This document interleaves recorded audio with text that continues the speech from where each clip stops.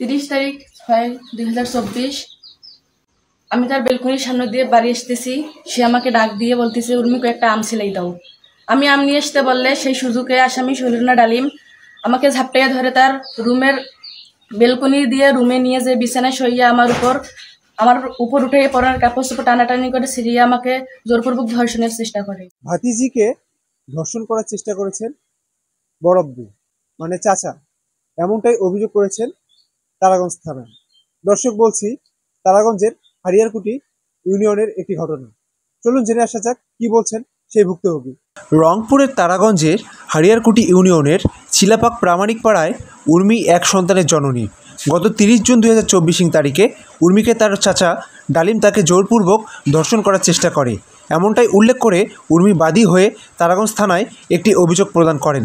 সরজমিনে আমরা সেখানে গেলে তারা আমাদের নিকট জানান, মামলা তো আমরা করছি, মামলা কিন্তু এখনো পুলিশের কাছে আমরা এখনো প্রশ্রয় পাই নাই। পুলিশ যে আসামি ধরবে না কি দেয়, আমরা নিঃসহায়। ওই ছেলে আরো আগে দুর্ঘটনা করছিল, জেল খাটছে 6 মাস বদরগঞ্জ থানায়।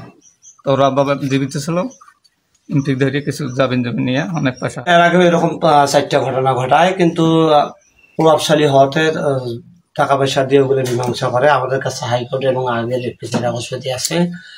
এখন এই পর্যায়ে আমাদের এখন তো বলতে লজ্জা করে, এটা আমরা দৃষ্টান্তমূলক শাস্তি চাই আর ফাঁসি চাই। আমরা থানায় মামলা করার পর এখন আসামি পুলিশ একদিন আসি করছিল, তো বাড়ি সবাই পালাইছিল, বাড়ি তালা টালা দিয়ে সবাই পলাচ্ছিল। এখন আসামি পালিয়ে বেড়াচ্ছে, এখন আমরা সুষ্ঠু বিচার চাই। আমি তার বেলকনির সামনে দিয়ে বাড়ি আসতেছি। সে আমাকে ডাক দিয়ে বলতেছে, উর্মিকে একটা আম সিলাই দাও।